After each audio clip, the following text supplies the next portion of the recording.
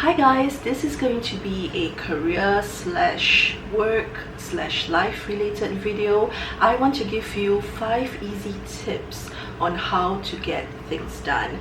Now remember that we were doing like a profile test some time back and I came out as a very strong executor. That means I like to get things done. It doesn't mean that it's better than other profiles. Like any other profile test, there are pros and cons, and what's important is you work towards fulfilling whatever gap that you've identified for yourself. If you're someone who wants to become a stronger executor, or you're someone who wants to know how do I get things done, this is the video for you. I'm going to give you 5 easy tips that you can follow. Let's get started. So tip number 1 is to be very clear about your goals. So whatever that you're doing, you're probably doing it for somebody. You're doing it for your boss, your customers, you're probably doing it for yourself even, or for your stakeholders. What's really important is that you are very clear about the scope of what the expected deliverable is, and you're very certain that you are in the right direction. You want to find yourself in a situation where you're delivering more than what's expected, although that's always good. Sometimes you might find that you might be spending a little bit more time on something when you could be spending more time on another aspect of that particular project. What you really don't want to do is to be delivering a lot smaller than what the expected scope will be, so it's very important to be very clear on what the expectations are. So a tip that I have for you is to always have some kind of sit-down session with whoever the client is or whoever you're delivering this work for. It could be a WebEx, it could be like a phone call, but try not to do it over emails. It's very important for you to have a sit down and really chat about what is expected. And this is also very useful if the person you're delivering for, if he or she themselves don't really know what they want. This is a good opportunity for both of you to sort of discuss, so that you actually agree on what the goals are and that you make sure that you are going into the right direction. So part about being very clear about your goals is also being very clear about the deadlines. When does it actually need to be done by? You need to be very clear, because depending on what you're working on, some of these deadlines are super like strict. If you're submitting a tender, for example, or if you're actually doing a presentation, you need to know the date that you're working towards. The second tip I have for you is to break down that goal. So you have one big goal that you have, but you're not going to get from 0 to that in that particular deadline without doing many little other things to get to that. So you want to break it down, and one way that you want to do this is through doing some kind of project plan or an implementation plan. Break down the things that you need to do into buckets, or I would like to call them work streams. So for example, if you're doing like an event, one work stream could just be about the location, then the other work stream could be about training materials or the deck or the logistics. So all those are big work streams that you need to look at, and then within each of these things you have very many little tasks that you actually need to do to get there. That time that you spend having that thought process about all the things that you need to do would really help, because once you go into execution mode, you don't really want to spend time going back into thinking, oh, I missed this out, and the last thing you want to do is miss things out that are very time sensitive and needs to be done like way ahead of everything else. So the third tip I have for you is to have a game plan. The game plan is essentially, what are you going to do next? What's your next immediate step? How are you going to proceed and approach this whole thing that you need to do? If you already have some kind of project plan or implementation plan, that is essentially your game plan, meaning that you actually look at it, and this is probably the part where it is the least interesting and is probably the most boring to do, which is around planning.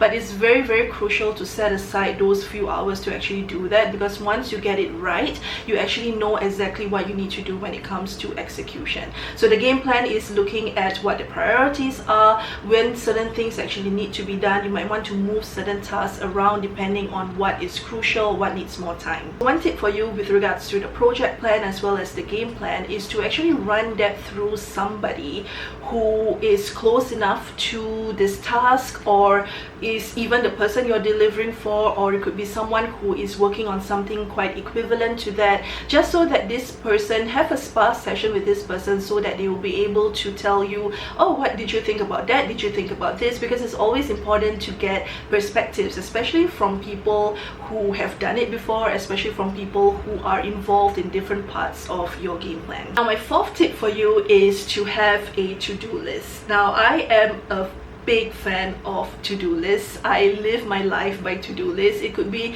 something as simple as having a list of things that you need to do on your diary. This is my diary. This is my weekly, daily diary, and you can see that it's just filled to the max. I'm someone who needs to write things down. Otherwise, how would I know what I want to do and how would I tick it off? I like ticking things off, and it might not work for everyone. Like, my to-do list is very detailed. Like, even if I could put here like go to the toilet every 2 hours, I would. But depending on what kind of person you are, or what kind of worker you are, you might have like a very high level to-do list, or you might have like very specific to-do list like mine. But it's very important because you would know that you actually achieved something for the day, and if you do have that project plan or implementation plan I spoke about, that could actually be your to-do list. So as things actually get completed, you basically tick it off. One tip for this to-do list is something that an ex-boss of mine actually taught me when I first started out in my career. More often than not, you find yourself having 10,000 things to do,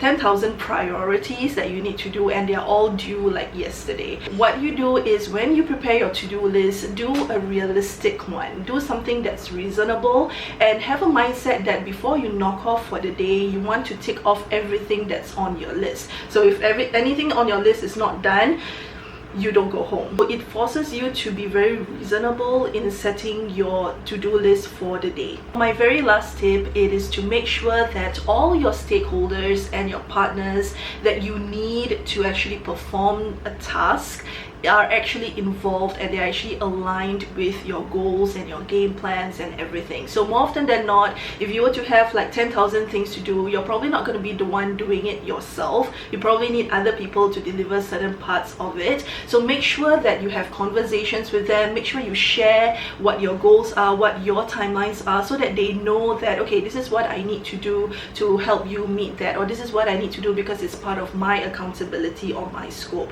So it could be something very, work related, like you have a big project plan and a product person needs to do something, and you just make sure that you actually get them involved and they are part of a working group. And on a life perspective, it could be something as simple as me wanting to potty train my son. So I want to potty train him by like the 3rd quarter of this year. I need to get my helper, who's his nanny, to actually be aware of that. So she needs to be aware that there is this deadline, and therefore this is what I need her to do together with me to get my son potty trained by a certain time. One tip I have for this is, when you talk to these people, make sure you bring out the what's in it for you in order for you to get them on board and aligned. In a working professional relationship, it's usually quite easy because they are probably just accountable for what they have to do. So you can use little tactics like, hey, so I'll make sure that he knows that you delivered this, or we can go into the presentation together, you can present this part, whatever, so they feel that they are part of this thing that you're delivering. On a personal side, it could actually be certain incentives or rewards that you give, and to actually reward good behavior if the person gets on board with you. So those are the 5 tips that I have for you on how to get things done. I really hope this is useful for you. If you guys want, I have a lot more tips, so if you guys want more of these and you find this video useful, please make sure you give me a thumbs up and you subscribe. So get moving, and I'll see you guys in my next video. Bye.